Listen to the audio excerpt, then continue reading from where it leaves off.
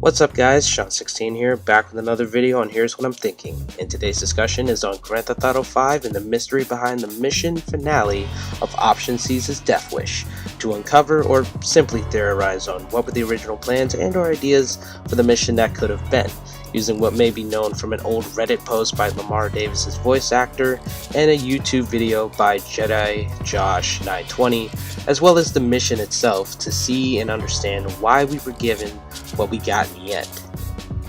I think before we get into the discussion, we have to go over the story layout of the Deathwish mission. The story goes as follows. Franklin Clinton is given a task to make a choice to kill either option A, Michael DeSanta, as a request by Devin Weston, or option B, Trevor Phillips, by FIB agents Steve Haynes and Dave Norton, with option C being Deathwish, which involves Franklin bringing Michael, Trevor, and some help from his friend Lamar Davis to take on and kill all of their enemies they've made throughout the game. The first part of the mission is Michael, Trevor, Franklin, and Lamar killing a bunch of Merryweather guys. Second part involves Michael, Trevor, and Franklin splitting up to kill Stretch, Wei Chang, and Steve Haynes, all culminating in the finale of Trevor kidnapping Devin Weston, putting him in the trunk of a car. Then the trio shares some final words with Devin and proceed to kill him by pushing the car off the cliff, and the trio decide to go their separate ways. Now, to go into the discussion, the first thing I want to make a point are the options A through C, and how they impact the end of the game and its gameplay. If chosen option A, to kill Michael, you will no longer have the option to play as Michael. Same thing goes for option B. Killing Trevor will result in no longer having the option to play as Trevor, but only as Franklin and Michael. An interesting detail I might add is the fact that choosing either option A or B will involve Michael or Trevor not wanting anything to do with Franklin for killing one of them off, which is like saying if Franklin wanted to hang out with Trevor after killing Michael, Trevor would be upset at Franklin about it and not want anything to do with him. Choosing option C is the only choice where Michael and Trevor still live, as well as Franklin. Basically a happy ending, right? But now the question is, why does Franklin get to live through all of these three options? Now you can say it makes sense for option A and B, mainly because the gameplay changes ever so slightly with no longer having the ability to play as either Michael or Trevor and just limiting to only play as two characters. But for option C, it's kind of questionable. Now the answer for why Franklin lives in all the option variations is simple, but also complicated. Now I believe Franklin was supposed to live through option A and B, but was originally supposed to die in option C. But not just die, but also be replaced as a third playable character that was going to be given to his friend Lamar Davis. What backs up this claim is from an old Reddit post from 5 years ago, where Lamar's voice actor Slink Johnson was answering questions for fans, and one fan asked if Lamar was originally supposed to be a playable character after choosing option C, which Johnson replied that Lamar was supposed to have a bigger role in the mission, and that the mission had a different story, but due to Johnson getting into IRL, in real life, trouble at the time, plans had to be changed on Rockstar's part, who were probably on crunch time at a certain point of GTA 5's development, let alone the mission itself seemed rushed and gave an ending where everyone lived, which makes option A and B very invalid and not really make those choices matter. Unlike how GTA 4 ended bittersweet because it involved someone close to Nico Bellic to be killed. Either it's his cousin Roman or his girlfriend Kate, both based on the choice made by the player and what the outcome results to. Now, based off Slink Johnson's statement about the story being different from the final version of the game, he never specified how different it was, other than that Lamar played a bigger role. But it doesn't confirm if Franklin was supposed to die, let alone be replaced by Lamar as a playable character. But there may be proof that Lamar at some point of GTA 5's development was going to be a playable character in the story campaign. Discovered by YouTuber Jedi Josh 920, in 2017 he did a video entitled GTA 5 Proof that Lamar was a playable character, where he displayed to play as Lamar through the use of mods. NPCs, more the Grove Street families, can actually interact through dialogue with Lamar. Hide your wallet. It's Lamar, homie. My nigga. Hey, Lamar, what up? What it do? Man, you a crazy motherfucker, Lamar. Hey. Also, I will make a point through my own random discoveries that in director mode, Lamar has specific quotes that NPCs can respond to, where any other NPC character within director mode you can play as doesn't have that same effect the same way as if you play as Lamar. Hey, Lamar! Hey. What's Yo, up, Lamar, you all good? If it ain't old crazy-ass Lamar. Yo, what's up, Lamar? Lamar Davies, My still nigga. standing, man. Hide your wallet. It's Lamar, homie. Hey, yo, it's that crazy one from the Davies clique. What's up, son? So there is one more thing to cover before I give you a summarized and theorized breakdown of the original story and ideas of the Deathwish mission, and that's the death of Franklin.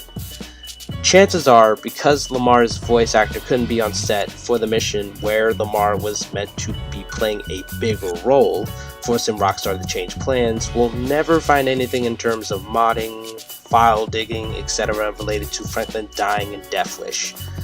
But there may be a hint and or a clue to Franklin's death taking place in the mission itself.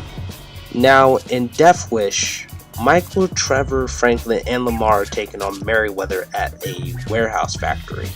Lamar, outside the factory, is pinned down and signals for help. Franklin goes outside and helps Lamar, but then the game wants you to switch back to Michael because Trevor was unresponsive because he took a timeout from the fight. Once Michael and Trevor took out all the Merryweather guys inside the factory, they head outside to help Franklin clear out the rest of Merryweather. Keep in mind, I recite this moment of the mission's story because after Michael and Trevor go outside to help Franklin, who was outside helping Lamar, Lamar is nowhere to be found, which is probably due to his voice actor's absence to be on set of the time this part of the story was being made. I believe at this particular moment of the mission is where Franklin was supposed to die if Lamar didn't just up and vanish with much thought, but it also kind of reveals that the first part of the mission, the warehouse factory gunfight with Merryweather, may potentially be the original story, but somewhere in the middle of it, most likely when Michael and Trevor head outside, is where the story took a shift from the original plan, all because Lamar disappeared without a trace or even a mention of where he went. Now, before I continue, I want to add on something. This is a last-minute post voice recording. I want to clarify on what I just asked. Where did Lamar go? Now, there's two things that actually happens in this mission that I never saw before, such as the first part is that I decided out of curiosity to go out the same exit that Franklin went out of when he went to go help Lamar when he got pinned down. And Lamar is still in the spot. He's still in the area. He doesn't disappear without a trace. I want to clarify on that. He does not disappear. But the thing is that he does stay behind cover in that exact same spot than when Franklin went to go help Lamar. So there's that. And the second part is another curiosity of mine, is that when I was playing as Franklin after the, Michael, Trevor, Franklin, when they regrouped, I decided as Franklin to pull up his phone and call Lamar. And I was surprised to hear Lamar pick up, and there's like additional content that kind of gives a little bit of clarity to where Lamar went. So I want you guys to just take a listen to it.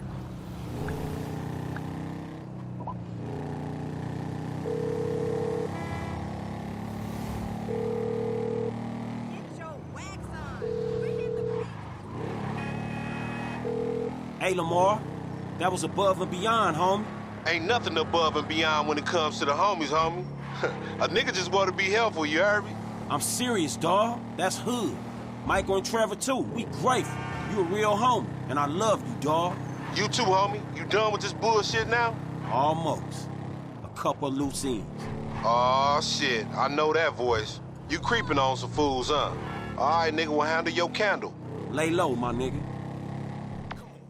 So a very interesting detail that Rockstar decided to add in to basically tell us, like, yeah, we didn't forget about Lamar. We wanted to tie up all these loose ends, and, you know, the disappearance of Lamar out of nowhere, why he didn't regroup, is a little bit of clarity to where he went.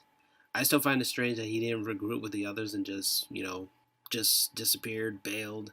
But at least this phone call between Franklin and Lamar gives clarity to where he ran off to, where he disappeared to.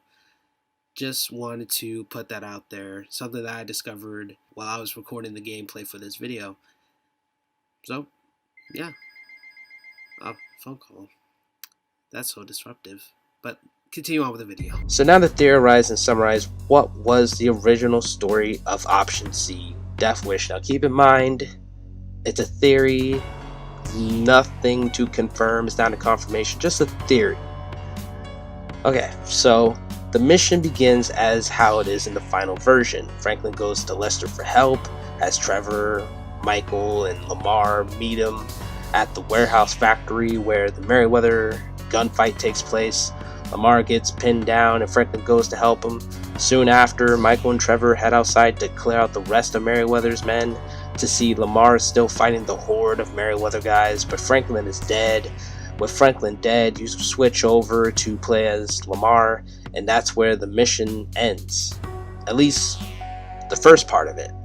I like to think that because Deathwish in the final version felt so rushed, I feel like it could have been possible that Deathwish could have been a 4-part mission story arc, like a more expandable mission involving Michael, Trevor, and Lamar with Lester's help working together then separately to track down and kill their enemies within Steve Haynes, Wei Chang, Stretch, and Devin Weston, being exactly like the final version in a few ways. Each mission could be a gunfight trailblazing thriller, with the focus on a particular antagonist of who the trio wants to take care of, but it'll be story linear, so like in an order of who they want to take care of, like firstly Stretch, then Wei Chang, and because of their associations, both Devin Weston and Steve Haynes.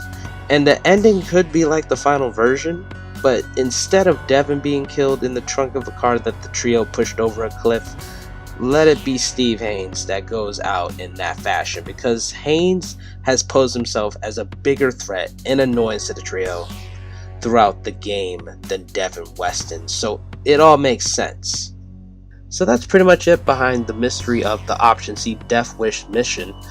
So if you enjoyed this video, smash that like button, comment what do you think the original ideas and plans were for the Deathwish mission, subscribe, look me up on Twitch, Twitter, and Instagram, and as always, I will see you next time.